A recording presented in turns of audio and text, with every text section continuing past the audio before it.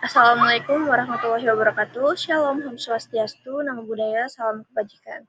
Perkenalkan, saya Firza Nadira dengan NIM 07011128242907 dari kelas C Indralaya. Pada kesempatan kali ini, saya akan menjelaskan mengenai hukum publik dan hukum private. Adapun tugas video ini saya buat untuk memenuhi salah satu tugas mata kuliah Hukum Administrasi Negara yang diampu oleh Bapak Rohman Syapebri, SIP MSI. Baik, langsung saja masuk ke slide yang pertama. Di sini ada daftar pertanyaan yang akan menjadi pokok bahasan saya pada slide-slide berikutnya. Oke. Yang pertama itu mengenai ke slide yang pertama. Di sini ada daftar pertanyaan yang akan menjadi pokok bahasan saya pada slide-slide berikutnya. Oke. Yang pertama itu baik, slide berikutnya mengenai apa saja itu hukum publik dan hukum private.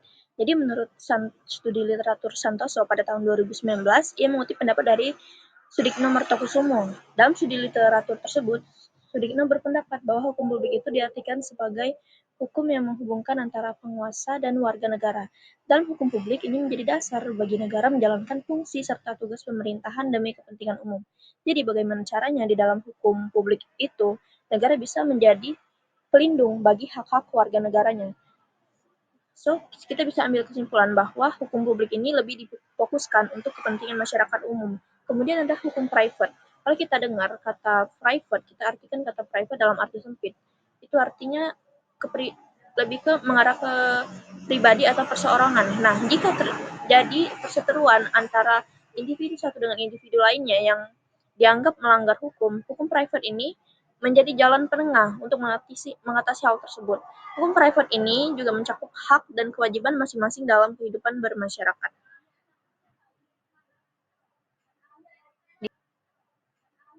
Di slide berikutnya, hukum publik dan hukum private ini masing-masing memiliki beberapa cabang, sebagaimana yang tercantum dalam karyanya Natsir pada tahun 2025. Untuk hukum publik itu sendiri terdiri menjadi 3, yaitu hukum administrasi, hukum pidana, dan hukum tata negara. Sedangkan untuk hukum private yaitu terdiri menjadi 3 juga, hukum perdata, hukum keluarga, dan hukum waris. Lebih dulu saya akan menjelaskan tentang hukum publik. Yang pertama itu hukum administrasi. Hukum administrasi ini mengatur hubungan antara pemerintah dan warga negara di dalam bidang pelayanan administrasi. Jadi itu lebih fokusnya ke hal administrasi. Hukum administrasi ini melihat bagaimana apakah sikap pemerintah itu sesuai dengan hukum yang berlaku. Kemudian ada hukum pidana. Hukum pidana ini di dalamnya mencakup hal yang dikategorikan sebagai tindak kriminal atau tindak kejahatan seseorang. Nah, jika seseorang melakukan tindak pidana yang dianggap sebagai suatu kriminal, maka hukum pidana ini adalah jalan untuk memberikan sanksi kepada orang tersebut.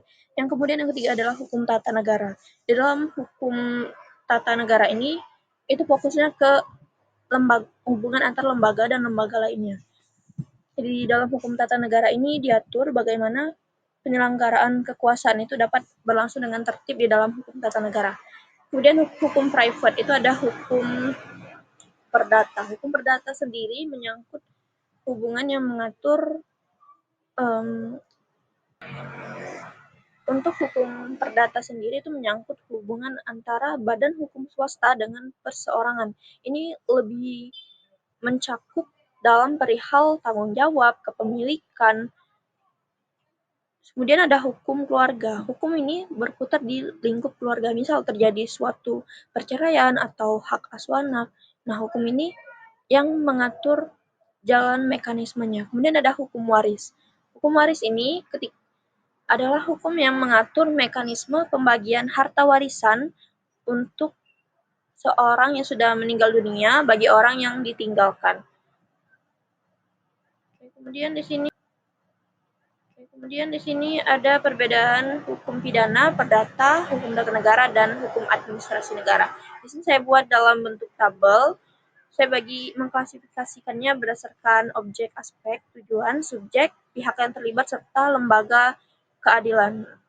Oke, kalau dari hukum pidana sendiri, objeknya itu adalah tindak kejahatan pelanggaran hukum. Sedangkan hukum perdata sendiri, itu objeknya adalah hubungan antara individu dengan badan swasta. Sementara kalau hukum tata negara, objeknya itu lebih fokus ke struktur, tugas, dan kewenangan antar lembaga negara. Dan terakhir itu hukum administrasi negara. Ini mengatur hubungan antara pemerintah dengan individu. Kemudian kalau dari segi tujuan, hukum pidana ini tujuannya untuk memberikan perlindungan hukum kepada masyarakat, sedangkan hukum perdata tujuannya untuk mengatur dan melindungi hak-hak serta kewajiban individu dengan warga negara. Adapun hukum tata negara ini tujuannya untuk menjamin keteraturan dalam penyalahgunaan kekuasaan negara. Kemudian hukum administrasi kurang lebih sama seperti hukum tata negara. Oke, lanjut ke slide berikutnya. Kalau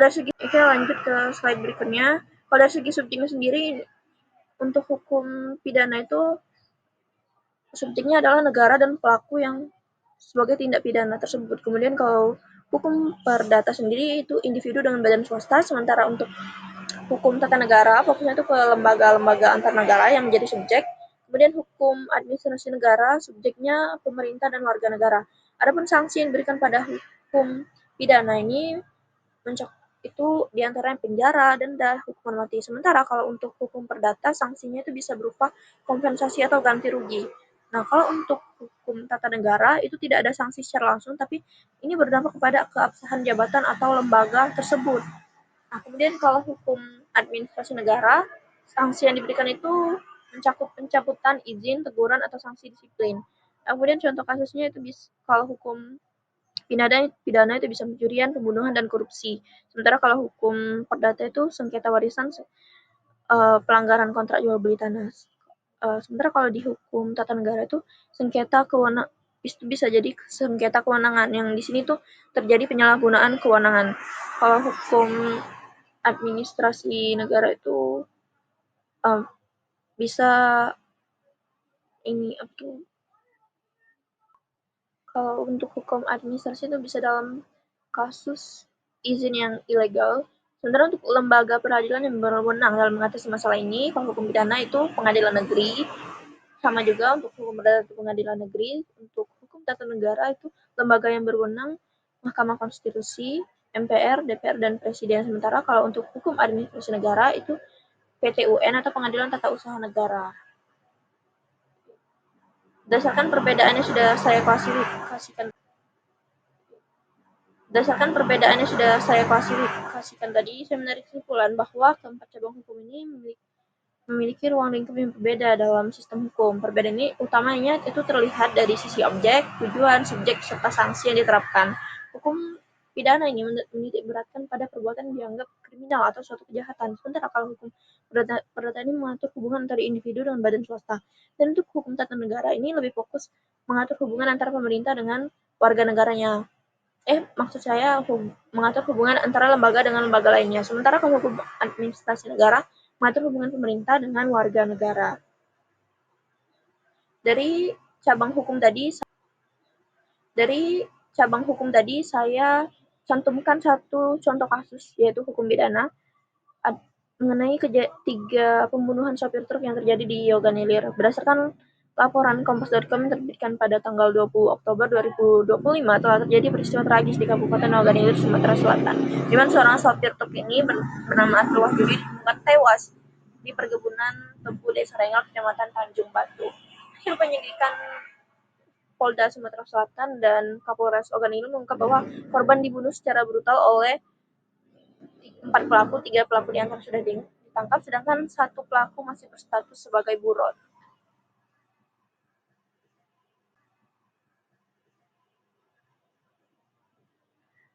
Kronologis kejadian ini bermula ketika niat pelaku untuk menumpang di truk korban, yang kemudian berubah menjadi tindak perampasan. Korban dicekik hingga tewas dan pelaku berencana menjual truk tersebut ke Lampung. Akan tetapi ketika di suatu perjalanan, truk tersebut mogok, alhasil pelaku membakar jasad korban dengan mengikatnya di dalam mobil, kemudian membakar korban bersama truk yang ditumpanginya. Para pelaku dijerat pasal pembunuhan berencana dan dengan kekerasan serta ancaman hukuman mati atau penjara seumur hidup. Adapun tempat sidang dari kasus hukum yang sudah saya sebutkan tadi, untuk hukum pidana dan perdata tempatnya itu di pengadilan negeri, sementara hukum tata negara di Mahkamah Konstitusi, dan untuk Untuk hukum administrasi negara itu tempatnya di Pengadilan Tata Usaha Negeri Negara. Berikut daftar pustaka yang saya Berikut daftar pustaka yang saya cantumkan sebagai referensi dalam penulisan PowerPoint ini. Baik, itu saja sekiranya dapat saya sampaikan. Lebih kurangnya saya mohon maaf. Pada Allah saya mohon maaf. Berikut daftar pustaka yang saya cantumkan sebagai referensi dalam penulisan PowerPoint ini.